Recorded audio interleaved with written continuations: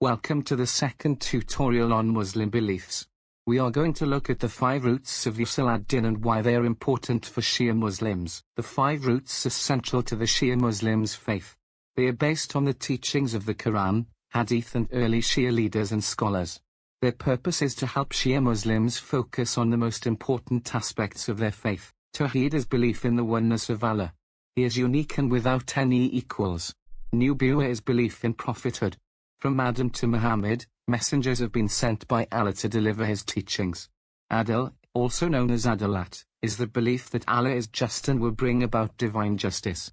Ali told Shia Muslims that it was important to treat everyone in a fair way, even their enemies. Imama is the term for God-given leadership. Shia Muslims believe this starts with Prophet Muhammad, then his daughter Fatima, and then a line of Imams starting with Ali.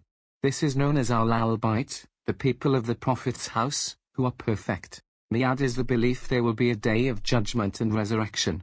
This reminds them that they have come from Allah and will be presented before him again, when he will decide whether they go to Jannah or Jahannam. In the exam you might be asked to outline 3 of the 5 roots or to explain their importance. You might be asked to focus on the importance of just one of the roots, for example, Tawheed. In summary, the 5 roots are central to Shia Muslim faith and help inform them how they should act in daily life.